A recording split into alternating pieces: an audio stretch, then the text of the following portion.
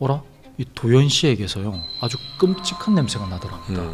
뭔가 좀 이상해서 가까이 가서 보니까 야 근데 저거 뭐냐? 두 아이 실종 뒤에 구조 신호가 두 번 있었습니다. 부산에 있다, 역 옆에 있다, 나 좀 살려줘, 나 좀 살려줘 라고 전화를 끊었어요. 더 기괴했던 건 시신의 상태였는데요. 당시는 2월 말이었어요. 굉장히 추웠던 날씨였단 네. 말이죠. 그런데 남성은 상의를 벗고 있었습니다. 뭐지 이 사건? 그쵸.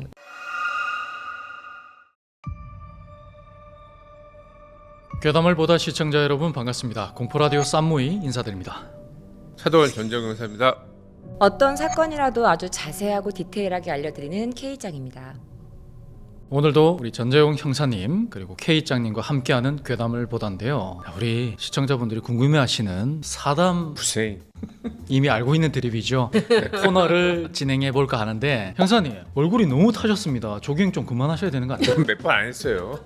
왜 그렇죠? 선크림 안 바르시나요? 아직 발라요. 저 근데 약간 저번보다 타신 것 같아요. 아무튼 그렇습니다. 우리 K장님은 네. 뭔가 크나큰 어떤 피해를 당하셨다고 제가 얼핏 들었는데 그냥 액땜이 언제 끝날런지 모르겠어요, 여러분들. 간략하게 한번 소개를. 네, 드레스룸을 정리하려고 업체를 불렀어요. 근데 제가 아무래도 한국 생활이 길지 않다 보니까 그렇죠. 이제 검색을 해가지고 어떤 어플로 그 드레스룸 정리 업체를 구했는데 정리를 하시다가 저희 집 강아지 다리를 밟으시고 그리고 이제 강아지를 이렇게 안는다고 하시다가 강아지 허리가 꺾이고 어휴. 그리고 제 한정판 크리스마스 선물로 받은 방향제를 깨뜨리시고 정리도 안 하고 그냥 그대로 가셔가지고 제가 몇 시간 동안 정리하고 테러브 말. 맞아요. 그래서 그 그런 거 사진을 아니에요? 찍어가지고 이건 좀 아니지 않으신가요? 문자 보냈더니 답이 없죠. 다음날 그럼 사람 보내드릴게요. 그렇게 하셔가지고 정리를 하셨는데 제가 절대 건들지 말아주세요라고 부탁한 것들도 막 건드셔가지고 이렇게 해놓으시고 그리고 제가 정말 당황했던 건 강아지 다리 밟은 그 순간부터 너무 화가 났는데 그렇죠. 뭐 주문해달라고 해가지고 리빙박스랑 플라스틱 통을 이제 제가 주문을 했는데 이거 어떻게 만드는지 좀 알려주세요라고 하셔가지고 제가 이제 그걸 만드는 방법을 이렇게 알려드렸어요. 그랬더니 나는 못하겠네요. 해주세요. 그래가지고 제가요?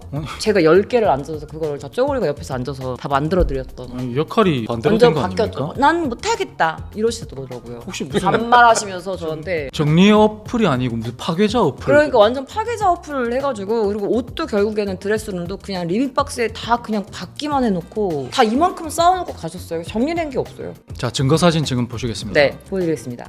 야 저게 뭐죠? 진짜 말도 안 되죠. 엉망이네요. 아니 네, 저 상태입니다. 정리업체 맞나요 저게? 네, 저 상태였습니다. 저렇게 해놓고 와. 사람이 왔는데 우리가 배려해줘서 간 거다. 약간 이런 식으로. 배를 해줘서. 와, 네, 저건 말을 하더라고요. 정말. 아니 사기를 왜 그렇게 많이 당하십니까? 사기 당할 줄 알고 당하나? 그렇죠. 피해자 탓을 하면 안 되는 거예요. 책을 읽어봐야 돼요. 피해자 제 책을 앞으로 나올 책을 꼭 읽으셔야 돼요. 틈새 홍보 올해 안에 나올 겁니다. 나온다고 하십니다. 여러분들 많이 구매 부탁드려요. 이게 좀 어디야? 이거 좀 이렇게 좀 해주십시오. 자. 지구 끝까지 쫓는다. 삐 처리해 주시고요. 지구 끝까지 오늘도 괴담 속으로 들어가겠습니다.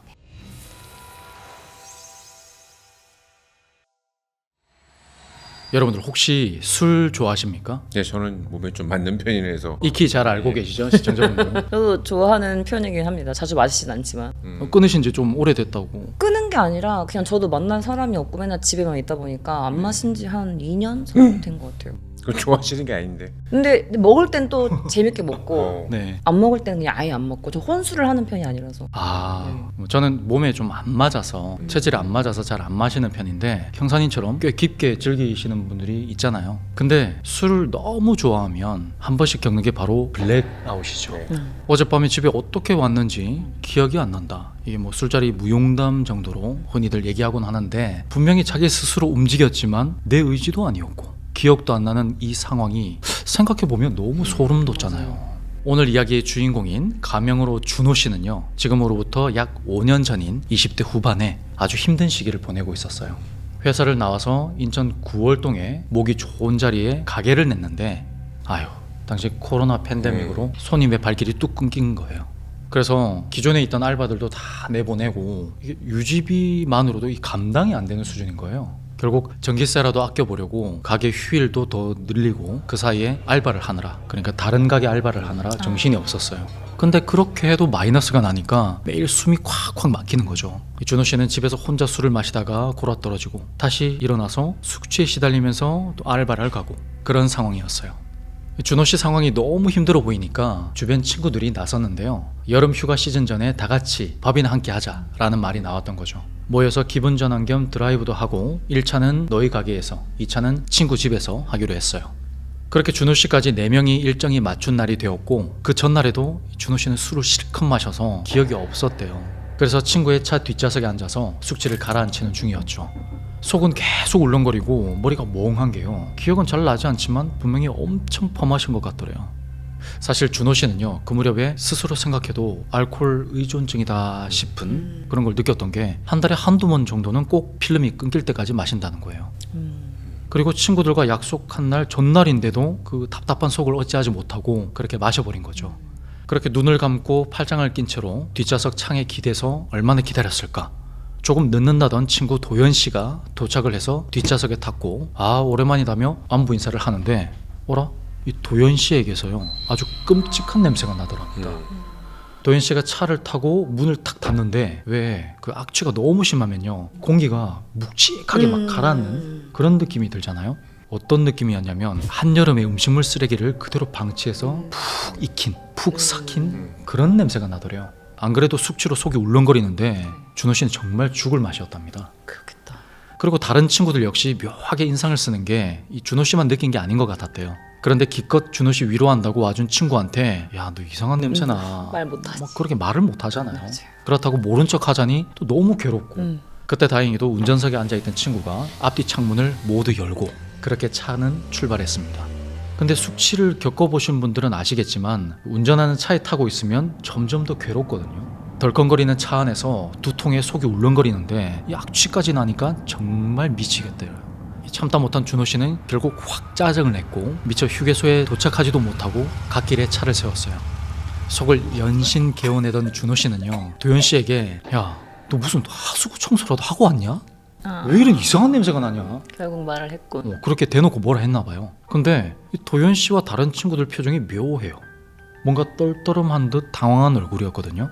그러더니 이 친구들이 하는 말이 악취는 도연이가 아니라 너한테서 난다고 하는 거예요. 그러니까 친구 차에 아까 모일 때 친구들이 살짝 인상을 썼다 했잖아요. 그때 고개를 돌려서 그랬던 것도 늦게 합류한 도연 씨 때문이 아니라 준호 씨 때문에 그랬던 거예요. 그 냄새가 정확히 표현을 못 하겠는데 뭔가 축축한 곰팡이 냄새가 섞인 아주 심한 발냄새 같은 게 차 안에 꽉 차서 그래서 창문을 열었다는 거죠. 그래서 준호 씨가 그게 무슨 말이냐고 도연이한테 음식물 쓰레기 냄새 안 나냐고 하면서 그 친구 바로 앞으로 다가가서 킁킁 냄새를 맡아봤는데 향 냄새가 나더래요. 그러니까 우리 조상님들 제사 지낼 때 제사에? 피우는 향 있죠. 그 향 냄새요. 알고 보니까 그날 도연 씨가 늦게 온 게 오전에 절에 다녀와서 늦은 거였는데 그때가 부처님 오신 날 막 직전이었거든요. 그때 당시가 그 코로나 시기였잖아요. 시국이 시국인 만큼 당일날은 너무 안 될 것 같아서 새벽에 미리 갔다 왔다는 거죠. 그래서 온몸에 향 냄새가 배어 있었던 거예요. 근데 준호 씨는요 친구들이 그렇게 말해도 아무리 봐도 냄새는 도연이한테서 나는 것 같더래요. 어쨌든 분위기가 좀 이상하게 돼서 다들 말도 못하고 머리만 극적거리는데 그때 다른 친구 하나가요 놀란 눈으로 어딘가를 탁 가리키면서 이런 말을 해요. 야 근데 저거 뭐냐? 그리고 친구가 손가락을 들어 가리킨 곳은 방금 전에 준호 씨가 속을 개어낸 그 자리였는데 이 준호 씨가 보통 술을 마실 때 안주도 없이 먹는단 말이에요. 그래서 거의 액체였단 말이죠. 근데 그 사이사이에 웬 덩어리들이 보였대요. 덩어리요? 뭐지? 뭔가 좀 이상해서 가까이 가서 보니까 대충 한 손가락 정도 크기의 생고기였는데 어머. 이 자국이 선명하게 나 있더랍니다. 그러니까 스테이크처럼 그 두꺼운 고기 있죠. 네. 그런 생고기를 한 입 한 입 물어 뜯은 것처럼 커다란 조각들이 막 있더라는 거예요. 무려 10개가 넘더래요. 어머. 근데 그걸 다 합치면 어마어마한 크기거든요. 그쵸. 근데 이게 말이 안 되는 게요. 준호 씨는 아까 말했다시피 거의 안주 없이 술만 들이켰고 사람이 아무리 취했다 해도 육회가 아닌 이상은 이런 두꺼운 생고기를 먹을 리가 없잖아요. 그리고 이 위에서 소화가 되었다면 저런 이 자국이 남을 수가 없는데 뭔가 너무 이상한 거죠. 다른 친구들도 이상했다 싶었는지 서로 머리를 맞대고 막 얘기를 하더니 준호 씨를 급하게 차에 태우고 고속도로를 빠져나와서 반대 방향으로 차를 운전하기 시작했어요. 그때 준호 씨 상태가 속을 다 개어냈는데도 머리가 막 어지럽고 점점 의식이 흐려지더래요. 그렇게 의식을 잃고 말았어요. 그러다가 갑자기 빡 하는 소리와 함께 정신이 번쩍 들었는데 주변을 둘러보니까 이 준호 씨가 웬 절에 와 있는 거죠. 그리고 나이가 좀 있어 보이는 비구니 스님이 이 준호 씨 등을 팍 팍팍 세게 내리치고 있어요. 아니 이게 욕이 다 나올 정도로 엄청 세게 치는데 속을 다 개워냈으니까 이 몸에 기운이 없을 거 아니에요. 그리고 머리도 멍한 상태인데 이 팔다리가 덜덜 떨릴 정도로 아팠답니다. 그러다가 갑자기 눈물이 줄줄 흐르더래요. 어머. 아니 내가 지금 도대체 여기서 왜 이러고 있냐, 안 그래도 힘든 사람을 왜 이렇게 때리냐. 비구니 스님은 준호 씨 등을 계속 때려요. 그러니까 순간 울컥해서 이 준호 씨가 온 힘을 다해서 그 스님을 밀치려고 하는데 그 순간에 갑자기 준호 씨가 구역질이 울컥하고 올라오면서 고개가 확 꺾이며 뭔가를 쏟아냈대요. 그리고 눈을 껌뻑거리면서 쳐다본 그것은 바로 꼬깃꼬깃하게 구겨진 갈색 종이 뭉치였어요. 우와. 아니 대체 술을 얼마나 퍼마셨길래 하다못해 이런 이상한 걸 주워 먹었냐, 그런 생각이 드니까 갑자기 정신이 확 들면서 숙취가 그 순간에 확 가시더래요. 근데 형사님, K 회장님 잘 아시겠지만 숙취를 겪어보면 이게 한 번에 확 깨는 게 아니잖아요. 맞아요. 서서히 깨는 건데 신기하게 그 순간에 확 숙취가 사라지더랍니다. 신기하다. 그 제가 고개를 들어서 주변을 살펴보니까 이 친구들이 막 겁먹은 얼굴을 하고 있어요. 그리고 비구니 스님은 그 준호 씨가 토해낸 그 종이 조각 있죠, 그걸 펼쳐서 보더니 한숨을 푹 쉬면서 절의 본당으로 들어가세요. 그래서 준호 씨가 친구들한테 대체 여기 어디냐고 물어봤더니 그 오전에 왜 준호 씨 친구인 그 도연 씨가 절에 다녀왔다고 했잖아요. 그 절인 거죠. 알고 보니까 준호 씨가 갓길 구석에서 한참 동안 그렇게 속을 개워내다가 픽 고꾸러졌다는 거예요. 그래서 일단 차에 태워서 급하게 온 거였는데 도연 씨 생각이 이 준호 씨가 아무리 봐도 뭔가 이상해서 급하게 이 절로 데리고 온 거였어요. 그렇게 한참이 지나서 다시 나오신 비구니 스님은 또 준호 씨 등짝을 후려치더니 아니 새파랗게 젊은 사람이 얼마나 죽상을 하고 다녔으면 아귀에 홀리냐고 그런 말을 하더래요. 아귀. 아귀? 네. 그러면서 어제 저녁에 어디에 있었냐 그렇게 물어봤는데 보통 술에 취해서 기억이 끊어졌을 때요, 머리를 쥐어짜다 보면 그 필름이 끊어지기 딱 직전 상황까지는 분명히 기억이 나거든요. 근데 이 준호 씨가 아무리 기억을 떠올려봐도 어제 일이 통째로 기억이 안 나는 거예요. 어머. 내가 어디서 누구랑 술을 마셨지? 도대체 얼마나 마셨지? 아무 생각이 안 나요. 비구니 스님은 넋을 놓고 앉아있는 그 준호 씨를 향해서 혀를 차더니 등짝을 한 번 더 내리치면서 이런 말씀을 하세요. 정신 잘 붙들고 살아야지 그렇게 넋 놓고 있으면 이런 일이 또 생길 거라면서요. 그러면서 이 친구들이 오늘 이렇게 안 데리고 왔으면 오늘 일조차도 기억을 똑같이 못했을 것이고 그리고 어디론가 사라졌을 수도 있다고요. 그 말씀이 너무나 궁금해서 이 친구들과 준호 씨가 좀 더 여쭤봤는데 더 이상의 말씀은 안 하시더래요. 그리고 친구들과 준호 씨 일행이 등짝을 막 밀더랍니다. 빨리 가라고. 결국 그날 일정은 다 취소하고 각자의 집으로 돌아가게 됐어요.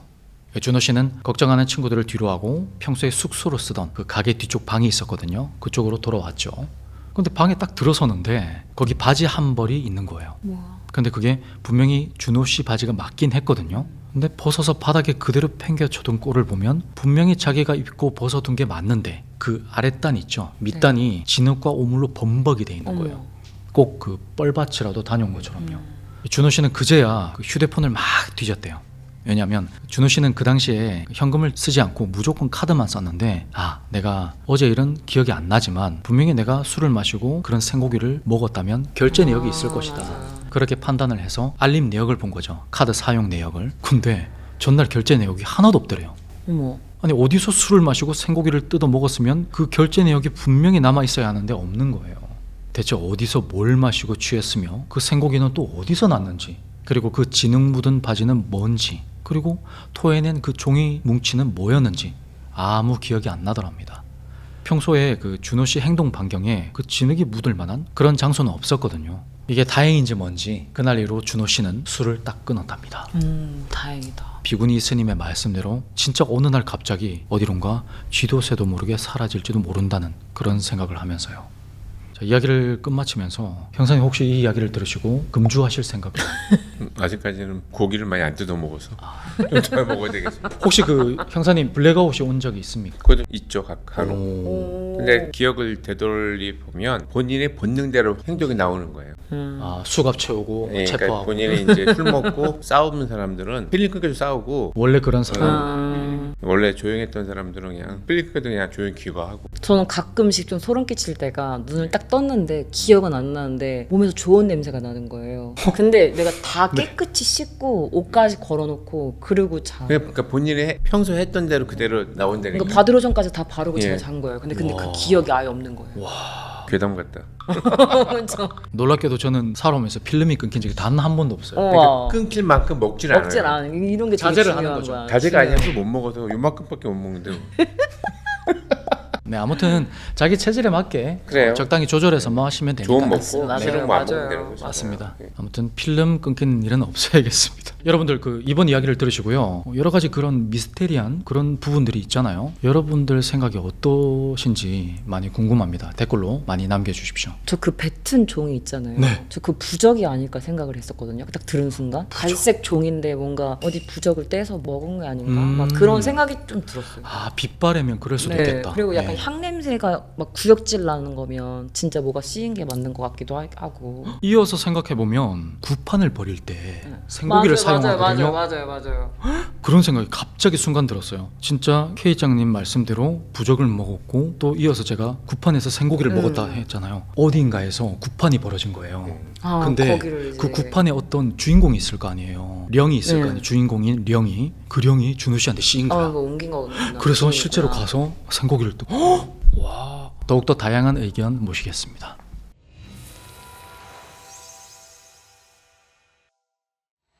제가 이번에 소개해드릴 내용은 지금으로부터 약 25년 전에 여중생 2명이 실종되어서 아직까지 그 생사가 확인되지 않은 사건입니다. 2명이요. 예, 2명. 아직도 예.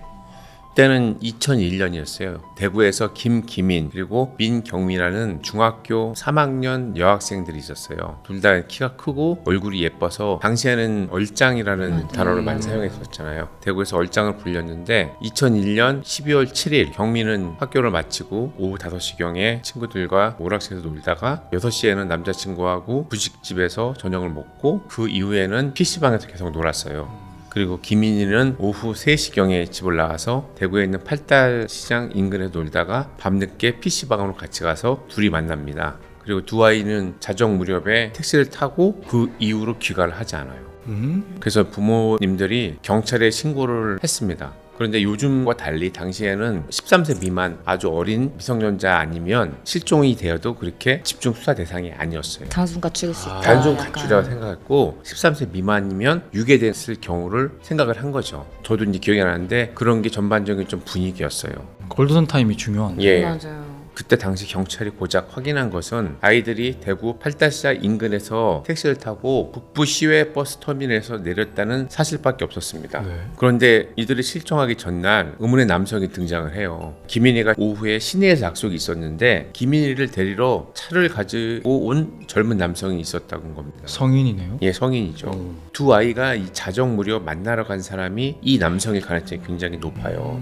2003년도에 중요한 법률 제정이 됐어요. 그게 바로 성매매 방지법이었는데 법이 제정되기 이전에는 사실 상당수의 미성년자들이 성매매 업소에서 성착취를 당했습니다.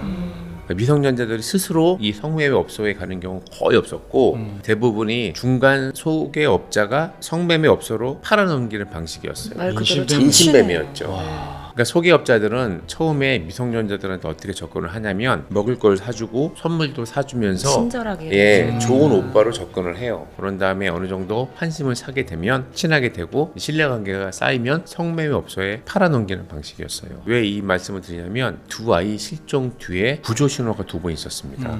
이게 성매매 업소로 유인됐을 가능성이 굉장히 높다는 사실을 말해주고 있어요. 실종된 지 20일 지난 후에 김민희가 엄마한테 전화를 했어요. 부산에 있다. 역 옆에 있다. 나 좀 살려줘. 나 좀 살려줘.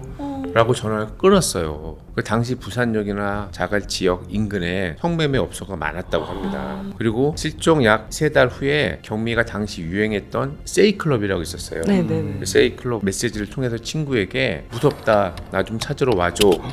라고 메시지를 보냈어요. 네. 그런데 구조는 없었죠. 그러니까 이들이 이제 성매매 업소에 감금되었다가 빈틈을 틈타 구조 요청을 보냈지만 구조되지 못했고 아마 자포자기 했을 가능성이 굉장히 높아요. 왜 구조를 못했냐면 구조하기 위한 어떠한 액션도 취해지지 못했어요.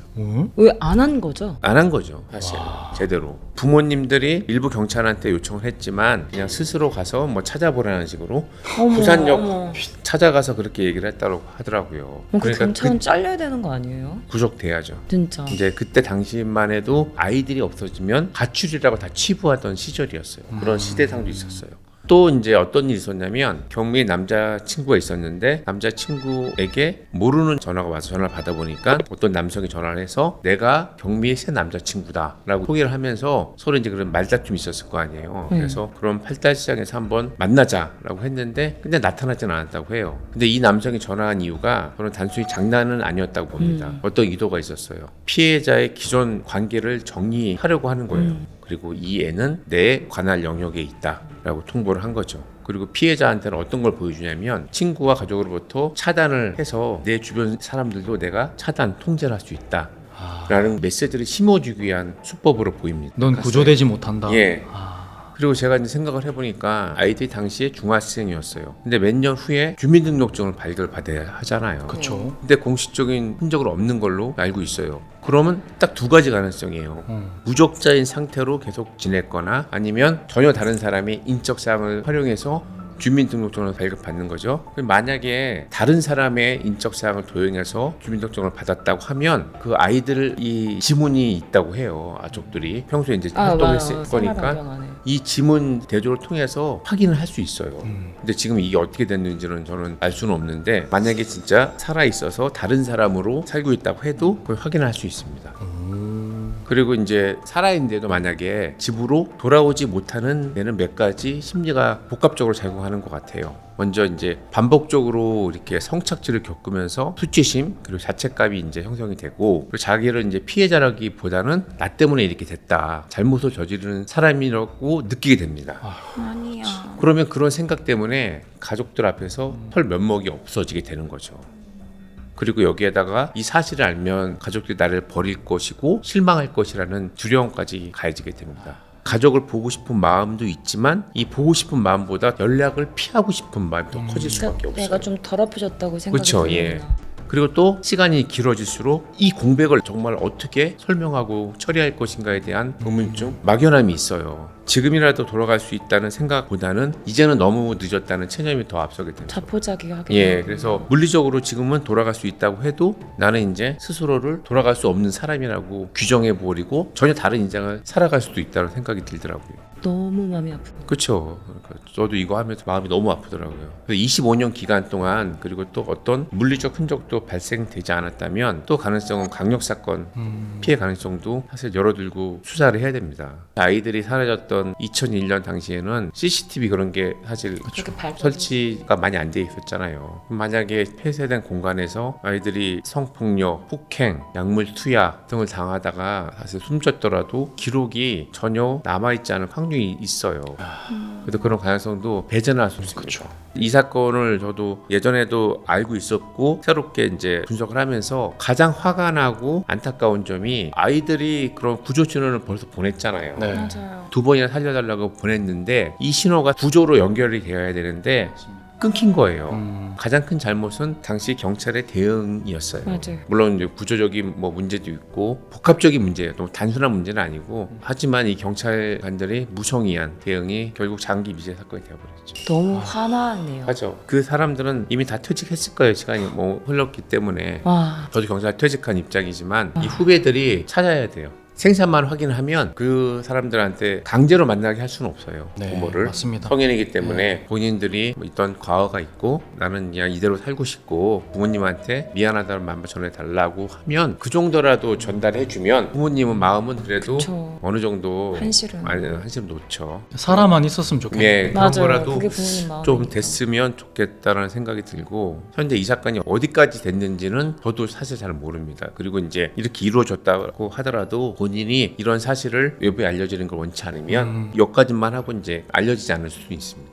생사라도 좀 예, 알았으면 생사라도 좋겠네. 맞아요. 혹시 저희 시선 너머를 두 분께서 보고 계시다면 한 번 더 용기를 내주셔서 세 번째 구조 요청을 해주시면 정말 감사하겠습니다. 저도 이거 하면서 너무 마음이 아파서 준비하다가 몇 번 하다가 미루고 또 다른 거 하고 미루고 하다가 맨 마지막에 했습니다. 마음이 아파서 하기가 너무 쉽지 않더라고요. 진짜요. 두 분께서 좀 용기를 내주시고 관련된 사항을 좀 아시는 분이 있으면 제보를 좀 해주시면 좋을 것 같습니다. 진짜 꼭 연락 주세요. 본인의 잘못이 전혀 아니라는 걸 꼭 맞아요. 아셨으면 좋겠습니다. 이 사건의 시작이 마치 그 그루밍 범죄 그 시작과 되게 흡사해 보이거든요. 맞아요. 성인이 그 미성년자한테 유의 없이 잘해주거나 그런 걸 참 경계도 해야 될 것 같아요. 예. 앞길이 창창하고 예쁘기까지 한 아이들이 그러니까요. 성인이 되고 나이를 먹었을 지금까지도 돌아오지 못하고 있다고 하니까 너무 가슴이 아픈데 이 가족분들의 심정은 이루 말할 수 없겠죠. 말할 수 없죠. 저희도 이렇게 가슴이 아픈데. 혹시 관련 내용 아시는 분들은 꼭 국번 없이 182번 혹은 대구광역시 경찰청 번호로 연락 꼭 부탁드리겠습니다. 112를 충고하면 가장 간단하고 편합니다. 네, 좋습니다.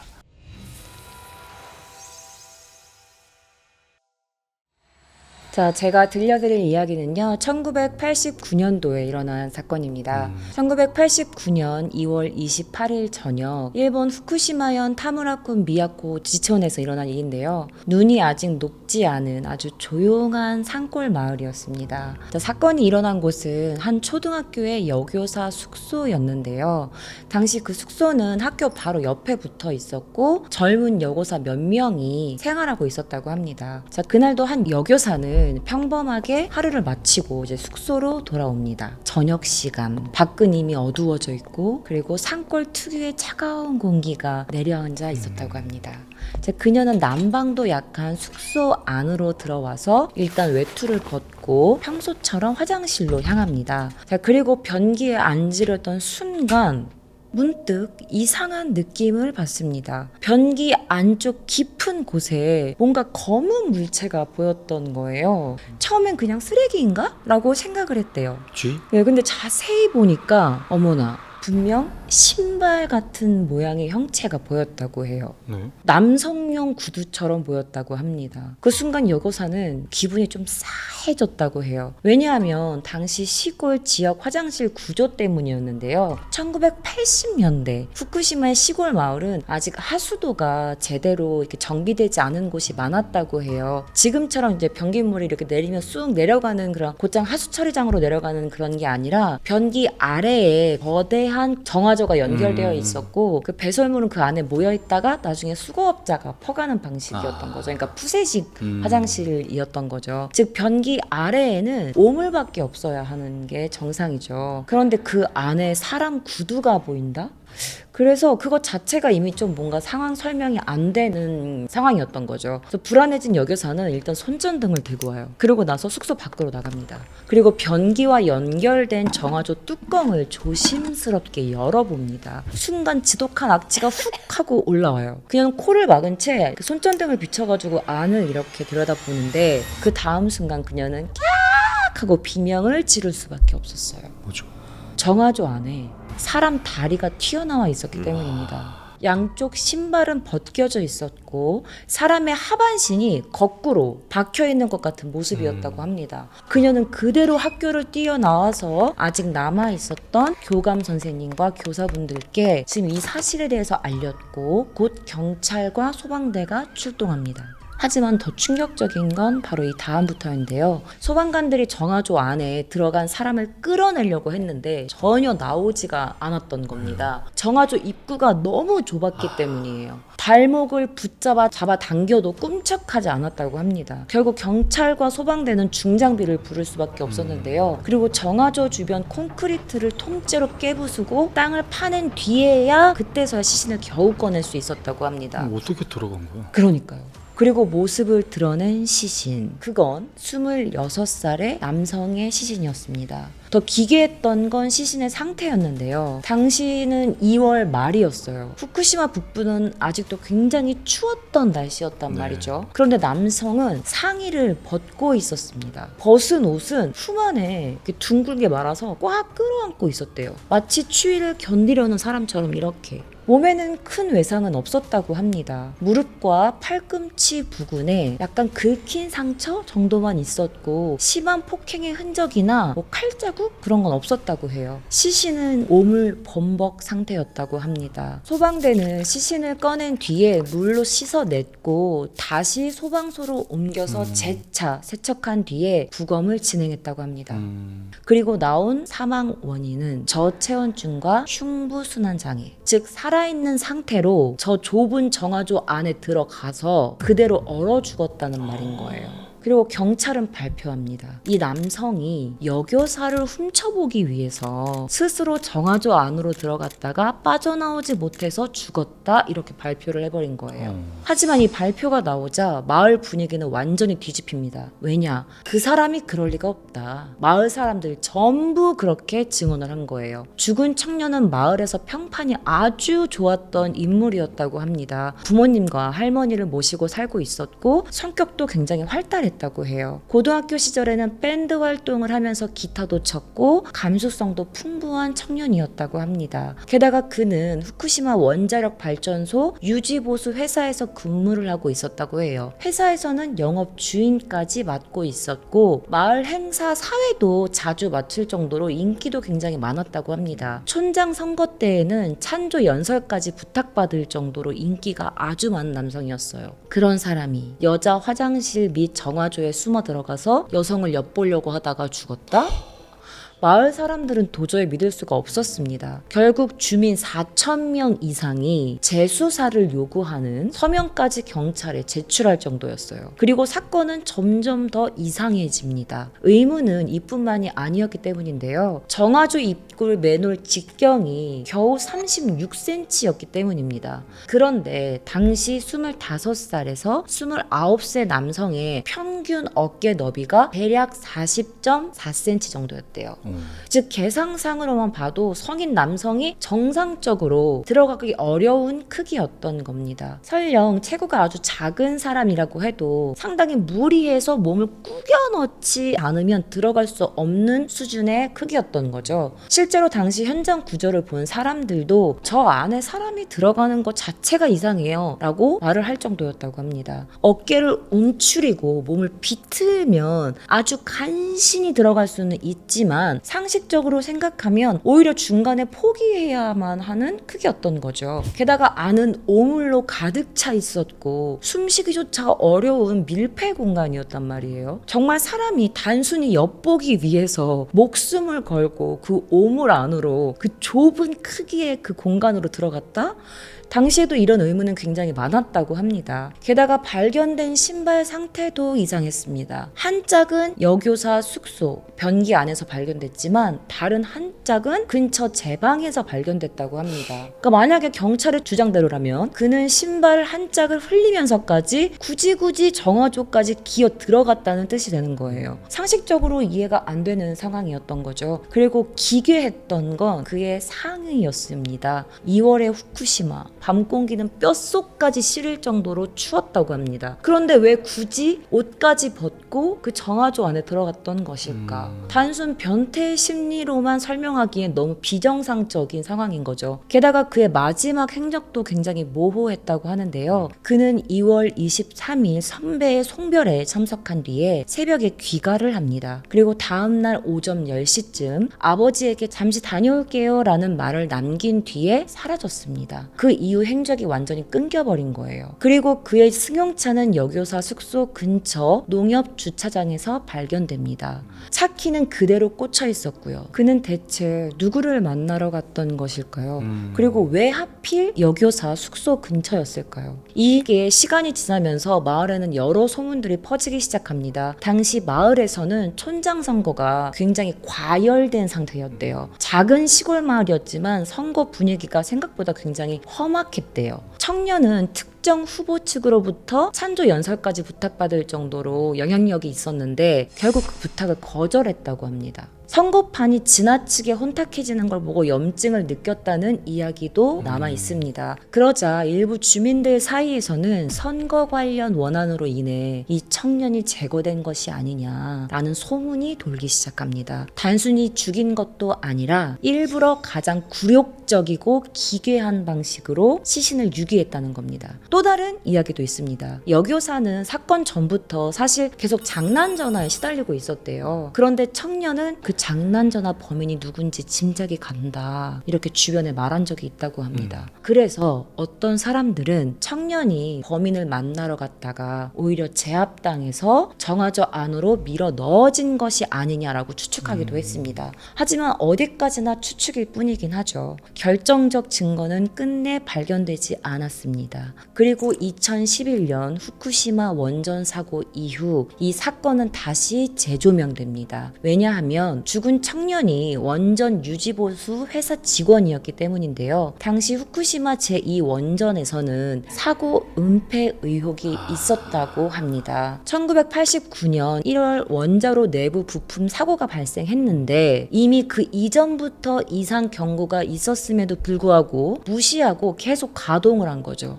그리고 그 사고 이후에 한 원전 관계자가 책임을 추궁당한 뒤에 우에노역에서 투신 자살을 합니다. 문제는 그 투신 자살한 직원이 정화조 사건 피해 청년과 같은 회사 사람이었다는 점입니다.